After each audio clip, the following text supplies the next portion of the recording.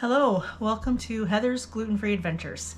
Today I'm going to be doing a day of things that I do to get ready for my week of grain-free or gluten-free lifestyle. I have started introducing some grains. I've tried rice and I'm okay with it as long as I don't have a lot of it. I still try to avoid it most of the time, but I will have it on occasion. And I've tried corn. I love Doritos, and I was just craving them, and so I had some Doritos yesterday actually, and I have not had a horrible reaction to them. There was a reaction, but it wasn't a horrible one. It was just, I could feel that my body wasn't loving it. So again, it is something that I will have on a rare occasion, but not something I'm going to feed on a regular basis like we used to. I mean, it was normal for us to have corn and all that stuff, corn, Doritos, cornbread. It's just, I'm not going to force my family to stop eating it, but it will slow down in our home. It's unfortunate. I still have to try sorghum and millet, which are, I'm not sure if those are technically grains or seeds, but I've avoided those as well. And I've noticed as long as I don't overdo it on any of them, it's okay. I will still have a little bit of reaction, a slight reaction. It's like a bloating, uncomfortable, gurgly tummy kind of stuff.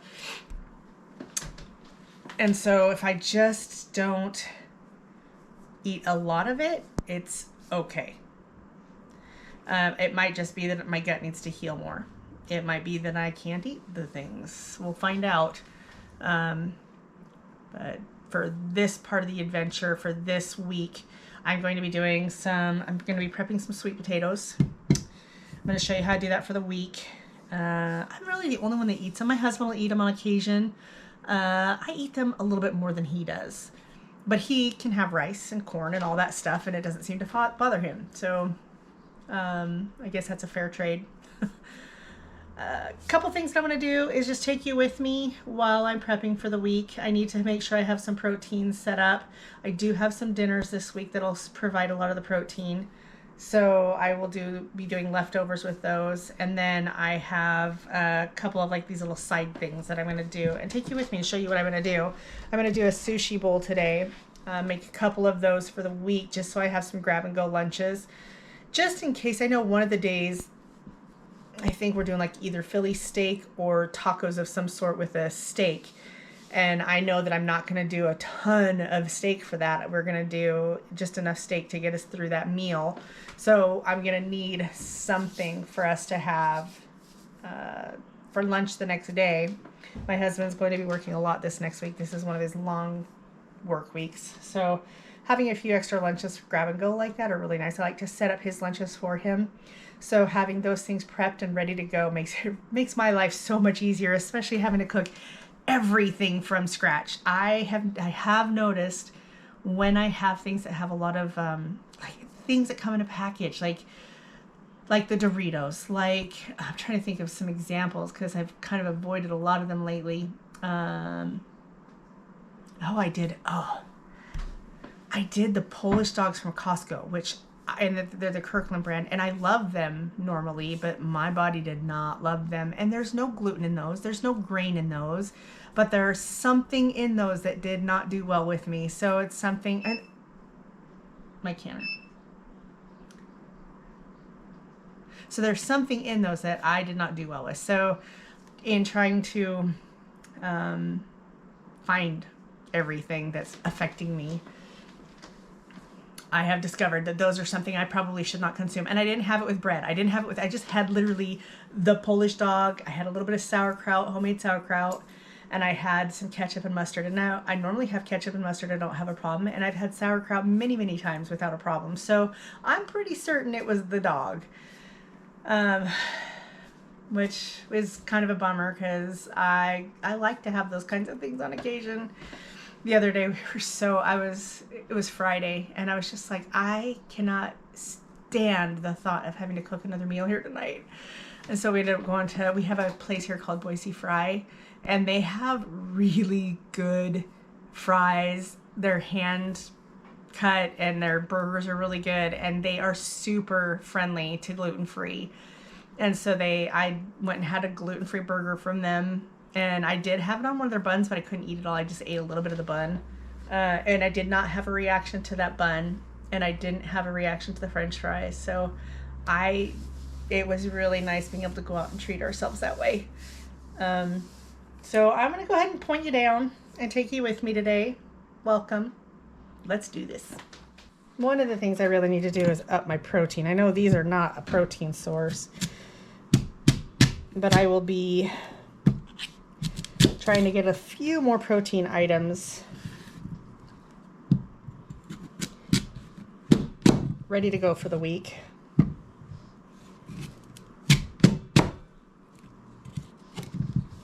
This one is going to cook much faster than this one.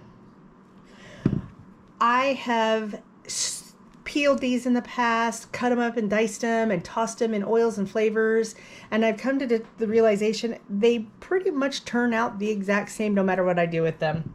I know that there's slight variations in flavors and stuff like that, so I've just decided just to make these simple, and I will do with them after they're cooked. When I go to plate them, I will put them together with things. And I'm just putting a little bit of olive oil on those. Kind of like that. I've noticed that if I do this, it kind of caramelizes the crust really good. I'll show you what I'm going to do.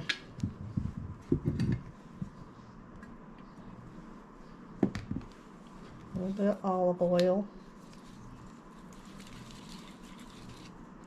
And then once I get these all good and olive oiled, I'm going to take a good pinch of this flaky sea salt and coat the bottom of it. And then I'm going to, let's see if I can trade this.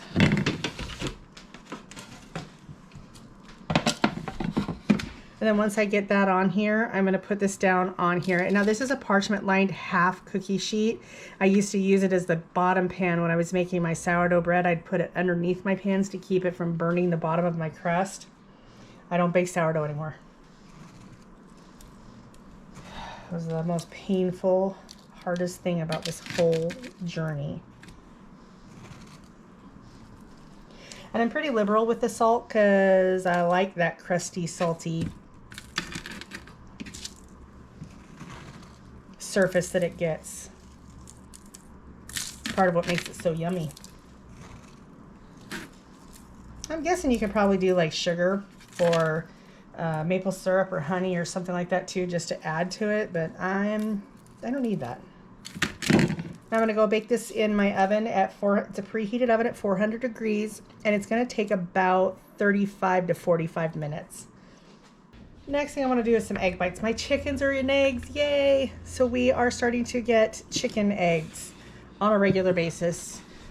I have 11 hens. I just got 6 baby chicks. I'll get some footage of that for you.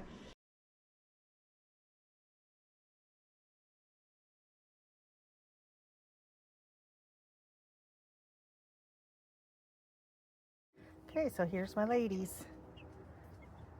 They make such a mess. They're about 2 or 3 weeks old now. They'll be 3 weeks, I think, on Wednesday. So they're getting up there. They probably have about a week left in this box before we take them out to the coop. We like to wait till they're about 4 weeks or older. Maybe 8 weeks. Don't quote me on that. It might be 8 weeks. We got to wait till they're fully feathered, and I think they're fully feathered at 8 weeks. But these ones are Sagitas. We get them from Dunlap Hatchery, which is a local hatchery. And then these ones are Amber Whites.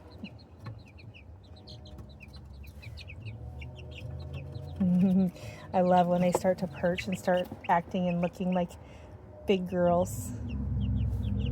Huh, you guys precious. So I'm getting about 6 to 8 eggs a day with my 11 hens. And so it's so nice. I think it's like day 4 or 5 that we've just gotten extra eggs. We were down to 2 or 3 eggs a day. I let my chickens rest through the winter this year, and I don't know if we'll do that again. Really, the whole point of us having chickens is that we have eggs. Okay, so we are going to start with 8 eggs. And I'm putting them in here because I'm going to use my immersion blender, which I love. Normally I would use heavy cream in here, but I am currently out of it, which is unusual. I always have heavy cream.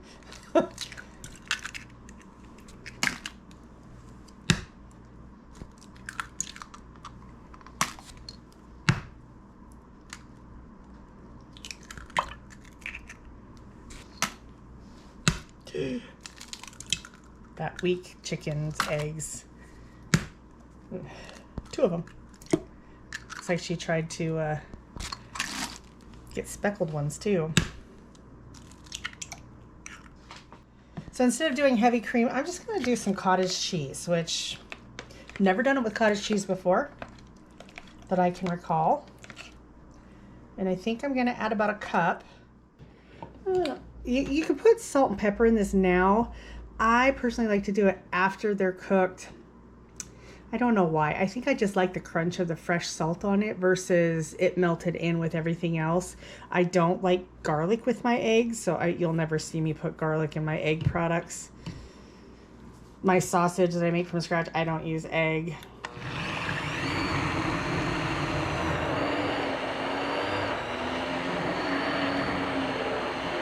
Wait, did I say that right? My sausage, I don't add garlic.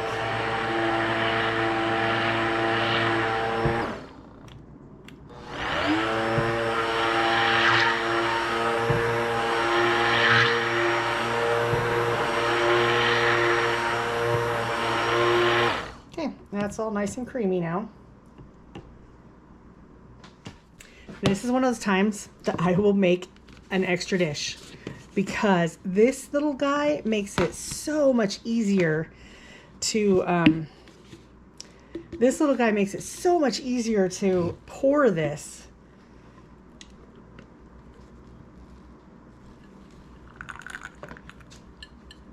And my stick blender won't fit in there, so I have to do it in a different dish.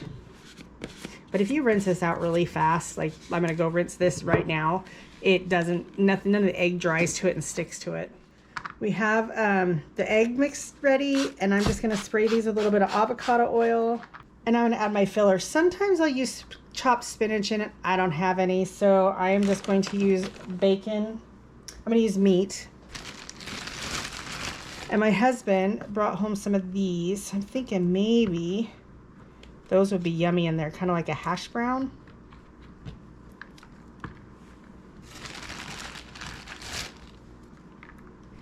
Don't really want to do it in all of them.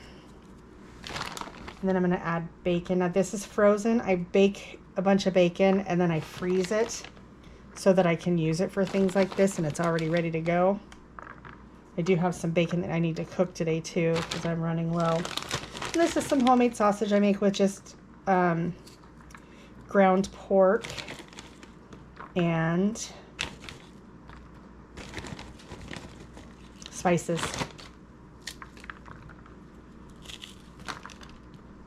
And again, I cook it all up and I keep it in the freezer.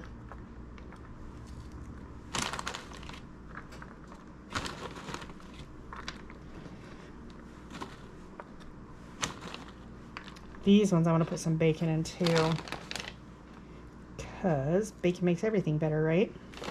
If you don't like bacon, don't worry about bacon. These are good with ham too. I've made these with ham.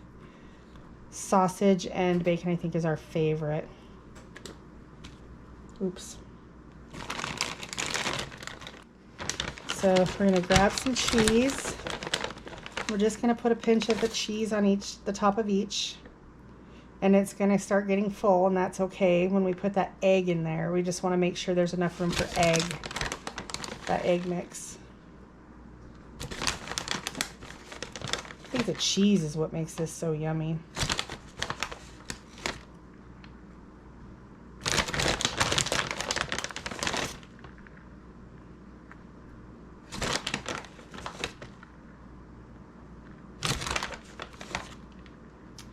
You don't have to use cheese.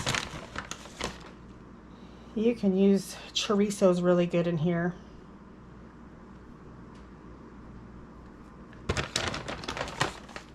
And I just take this and very slowly and carefully, because if you're not slow and careful, you're gonna get a mess. Very slowly and carefully. See? Quit it.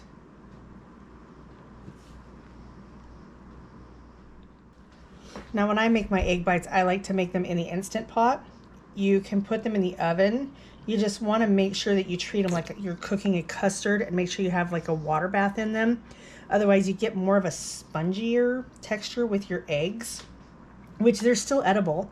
I just prefer them more custardy and less of that spongy texture. Make sure your hands are clean because you're doing a lot of touching here. I've never tried doing it without my hands, so if you have instruments that would do this and make this easier, by all means share them, because I would love that. You know, you could probably try doing this cake-like also, like where you take, I have a silicone spring pan kind of a thing that I could do cheesecakes with in the Instant Pot, and I bet that would work too. But these are the perfect size for just grab and go breakfast kind of things. And they're a protein. And if you don't like the texture of cottage cheese, you'd never even know cottage cheese was in there. Okay, when you're setting up your Instant Pot, use a trivet. Put a cup to a cup and a half of water in it. About a cup and a half of water. And these have lids that come with them. So my lids are very well used. There's my sweet potatoes. And one of the things I've learned is that when you're doing these, put these on your trivet, and it makes it a lot easier to transport into your Instant Pot. So in here I have some chorizo meatballs that are left over from January 15th, and I need to get them used up, so I'm going to use them in here. Those are homemade chorizo meatballs that I made out of, I think I use ground pork and ground beef. As long as I'm using, it's hard to say this, I don't like doing freezer meals, but I can do freezer meal prep. It's the weirdest thing. I will forget that things exist in the freezer for meals. Like to do like a lasagna or spaghetti or whatever, throw that in the freezer. Yeah, it would be out of my mind before you could count to 3. But doing this freezer meal prep where I have ingredients prepped, I totally remember those. It probably helps that I keep those in my upstairs freezer. My downstairs freezer I kind of forget about a lot. Okay, I've got bacon, chorizo in those ones, and I can throw a little bit of bacon in those. It wouldn't be a bad thing. You don't need a lot, just a little bit. And then I'm going to throw sausage, a ground sausage, in with these ones.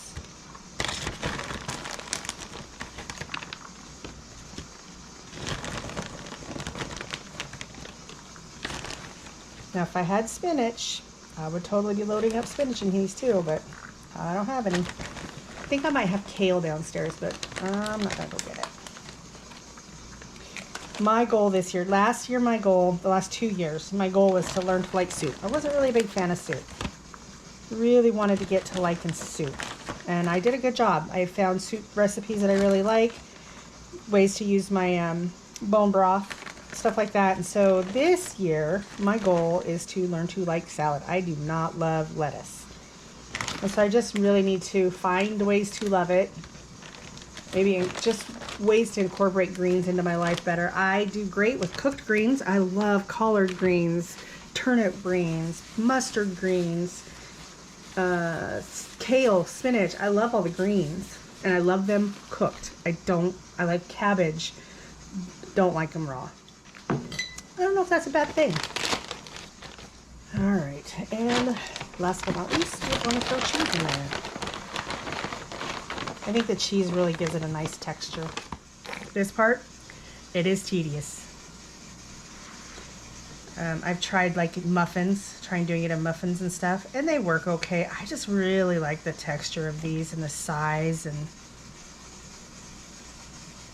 I do not mind a little bit of tediousness once in a blue moon. Sometimes it's just worth it. And then when I put them on here, I try to, let's see if I can show you. When I put them on the trivet, I try to alternate it so that these are resting on the ridges between. I'm going to pick that up and throw that in the Instant Pot. And now in the Instant Pot, I'm going to seal it. Make sure this is set to seal. And I'm going to pressure cook.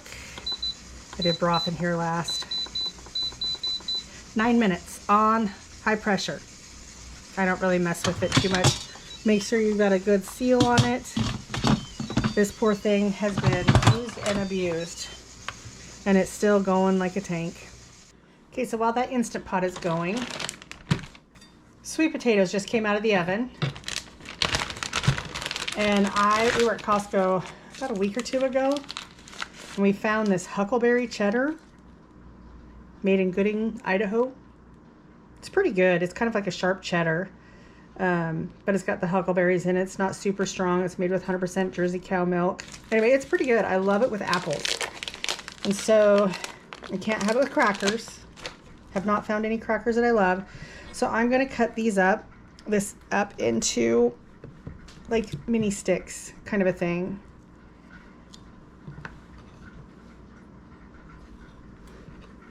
Kind of like something like that. And then I can send that into our lunches. We don't buy cheese sticks. I do like their portability. I think we buy them if we have trips planned or stuff like that. But for the most part, we just don't spend money on them when we can cut these ourselves and buy a whole brick of cheese and get the same type of product out.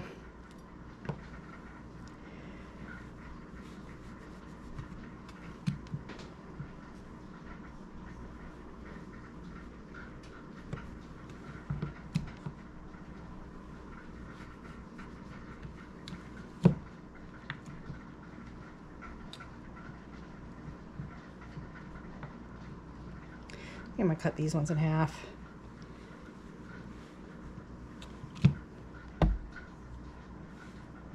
Maybe see if they won't break up as bad. They'll be bigger. Take smaller bites. And we have little ice packs that we keep in our little coolers to keep them really cold. And so if we don't eat all the cheese, it comes back home with us and we take it the next day. So I'm going to put some in some baggies. Take all these little ones. They're all broken up. Those are perfect because I end up breaking mine up into pieces anyway.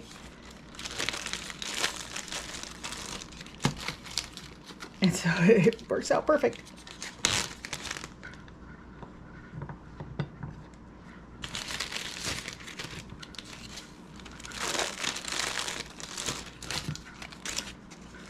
I love having this kind of stuff ready and prepared so that all I have to do to make our lunches is grab them and throw them together.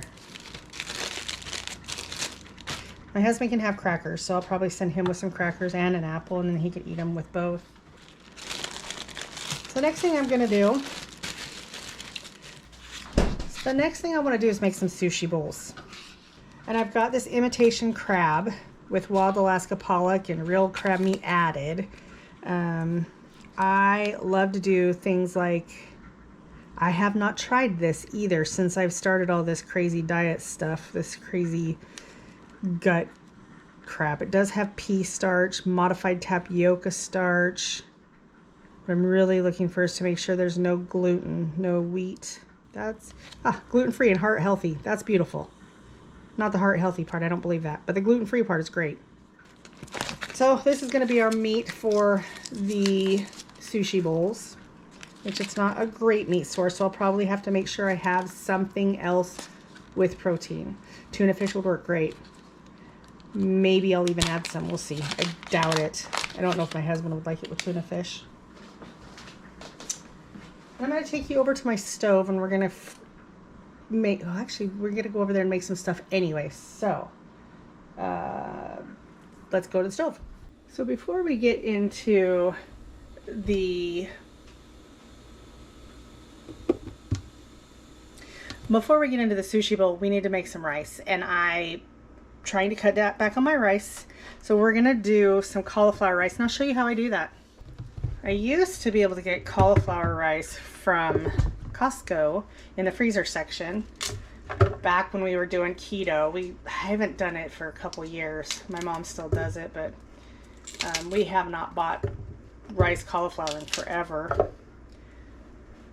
And in starting this over again, or having to remove rice from my diet and having to eat this stuff again, which I really am not a big fan of it, but sometimes you just got to do what you got to do. So I like to break these up as small as I can. Like I take these florets, and then I just try to break them so that they're a little bit smaller. And I'm gonna just put it in there till I get as much of this head in there that I can.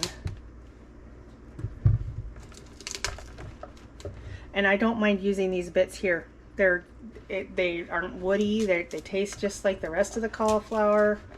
So I'm gonna put all of that in there, and then I'm gonna put water.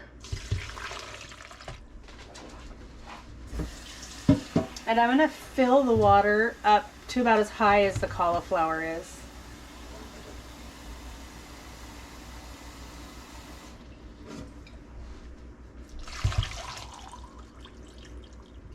And then I have one of these little things that go inside of it. And I'm gonna start my Vitamix on a low speed. I think you can use whatever kind of blender you want. I have a Vitamix, so that's what I'm gonna use. I think I've seen people do it with a Ninja. I'm sure you could do it with a regular. It has been so long since I've had a regular blender. I don't even remember if it would. I'm sure it would be just fine. As long as you can move stuff around in it like you can with the Vitamix. And I just have it on low. Trying to make sure all those pieces get chopped.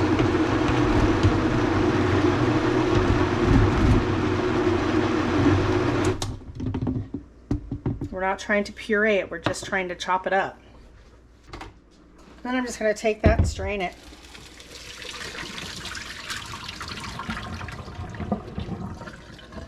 And I can take more water to get the rest of it out.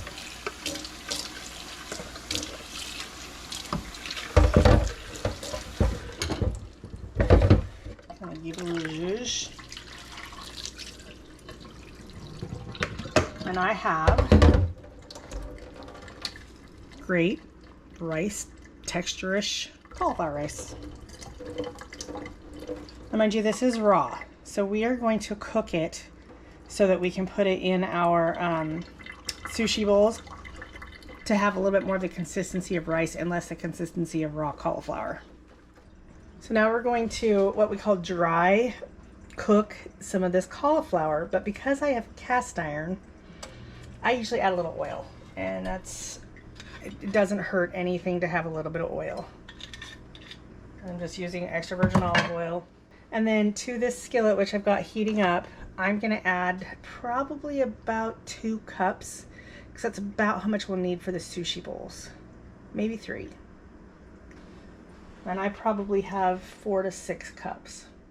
I decided while we're waiting for that pan to heat up, we can come over here. I'm gonna use the same knife that I used on the cheese and the cauliflower, because really hasn't had time to sit there and make bacteria or anything grow on it, and none of the stuff that we're eating was raw, so to speak. So I'm going to kind of chunk these up. Actually, I really like these big like this. I'm not going to cut these. I am going to break them up though. Now, if you like sushi, and you don't even have to have like seaweed on your sushi, or I'm sorry, seafood on your sushi. Yeah, I know California rolls are supposed to be pretty good for people who don't like sushi or seaweed. Oh my goodness. But while we're waiting for that pan and to heat up so that we can cook up that stuff, we're going to get as much done as we can while we're waiting. Beautiful avocado. Knock that out. And then I'm just going to cut these like this.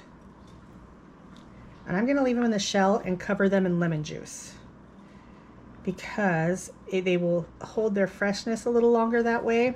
And we can just put the whole half of an avocado in the bowl. All right, we're hot. We're gonna take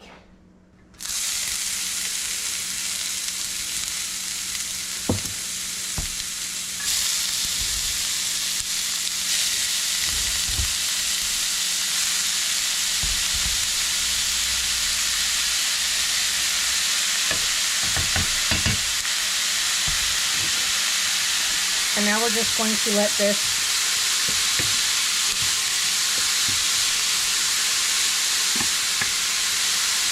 fry. What we're looking for, we don't want to add salt to this. As soon as you add salt to this, it's going to start extracting the liquid from it. It does something to the structure of the cauliflower that we do not want to happen. We just want it to dry fry. Technically not dry frying, I've got oil in it, but and we're not trying to get it cooked to a mush or to well done. We're kind of cooking it just like to an al dente, where it starts to resemble cooked rice.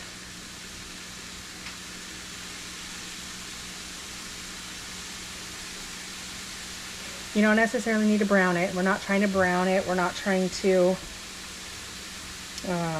really do any of that kind of cooking. We're just trying to get it cooked to, it probably takes about 3 minutes, 5 at the most, and it will shrink a little bit, which is why we wanted to put about 2 cups. I didn't measure. I used my measuring cup, but I just used that just to scoop it. I didn't really didn't do a very good job measuring. Do how much you would use, and remember, it is going to shrink a little bit.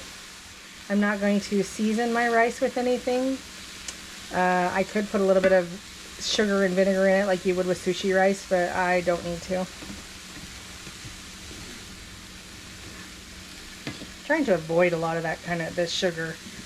Vinegar wouldn't be a bad thing, but I think with the cauliflower, it does not act quite the same as rice does. I'm just doing this as a filler in place of rice.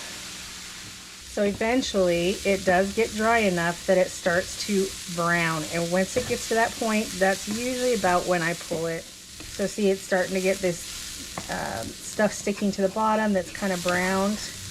That's the stuff that we don't really need or want. It changes the flavor to be a little bit more rich. So we're gonna pull it now. So this is the point that if you wanted to flavor it, right now would be the time to put it in there. Got some pretty good browning going on down there. We want to get this out. So I'm going to take my bowl.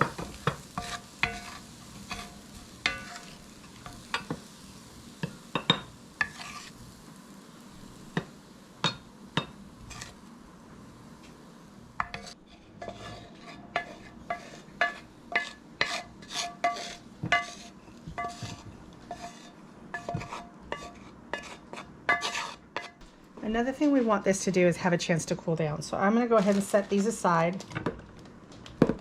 And we're going to pull out some cucumber. And I like English cucumber a lot. I'm not really a big cucumber fan in general, but if I'm going to do them, I like them English. And I'm going to take some of the skin off because I'm not a big skin fan. I think that's part of the reason I don't like cucumbers, because of the skin. Don't really like the flavor. I'm not sure why. Never really have. Peppers. Oh man, it took me years to like peppers. And I tried so hard because I loved the sound of the crunch. They always looked so refreshing. And I just ate them enough finally that, and I found out I don't like green peppers, but I love red, orange, yellow, you know. So these I'm going to dice up into, I probably should have done them a little differently. If you don't like the seeds that much, you can take them out.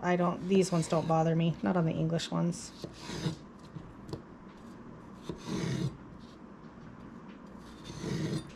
And then I'm going to dice these.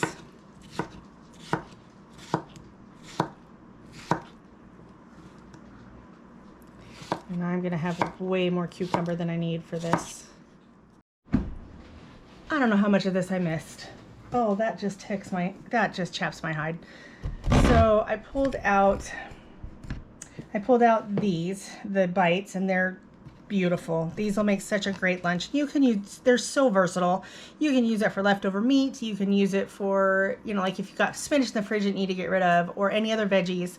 You can load these with veggies, load these with different kinds of meat. It does not have to be breakfast meat. It doesn't even have to be a breakfast food. I think I've used barbecue chicken in here before, and that was really good. There's, I mean, pot roast, whatever you have on hand that you can make these kinds of things, and you don't have to have an Instant Pot. You can bake these in the oven. I don't know if you got to watch me do the sushi bowls. So here's the sushi bowls finished, if you didn't get to see me put them together. So I've got the rice on the bottom. I've got the meat. I've got some sriracha mayo that I made from scratch with just mayonnaise, sriracha. I did about a 1/4 cup of mayonnaise, a tablespoon of sriracha, and about a 1/2 teaspoon to a 1/4 teaspoon of sesame oil. I've got some chopped up cucumber, a little bit of shredded carrot, that half of an avocado with lemon juice on it. Sprinkled some, slow down, Heather. I sprinkled some sesame seeds on it, drizzled it with sweet dark soy that I made from scratch with a gluten-free soy sauce, sugar, and I think I added a thickener to it with some water. I think I probably used cassava root or tapioca starch or something like that. I don't remember how I made it. And then I capped it and I put them in the fridge, and these will be ready for our lunch tomorrow. My husband has one in there as well. And that will be one lunch. This will be a breakfast. The sweet potatoes have had a chance to cool, so they're touchable. If you want them to get more browned on the bottom, you can cook them a little bit longer, a little higher temperature. I only did 400. And this is kind of what they did. It's really yummy when they get a darker caramelized crust on them. But these will be fine.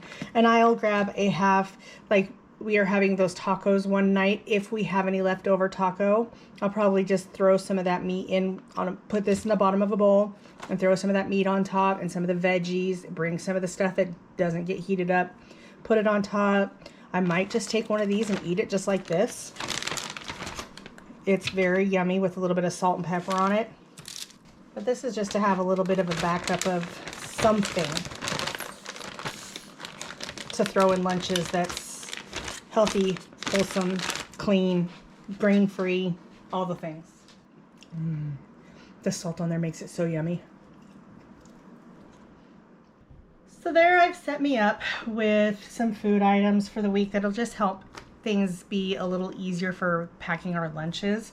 That seems to be the hardest part. When I make dinners, I try to make extra, but I know that there's a dinner or two that are not going to be that big. Like the taco night, we're not going to bake that huge. And then I think I'm doing cannot remember what the other one is, but we're not going to make that one super large either. So having these little things on hand for the next day or two will be great, because then I can just push the next few dinner items to another lunch. So thank you for joining me on this adventure of Heather's Gluten-Free Adventures, and hit the subscribe if you like this kind of content. Hit thumbs up if you like this video, and then there's a little bell icon that if you hit that, it'll notify you every time I put out a video. I am trying to get a video out every Monday. So if you have anything that in particular you might like to know or that you want me to try, leave it in the comments below. I'd be happy to try it. And thanks for joining me. Have a great day.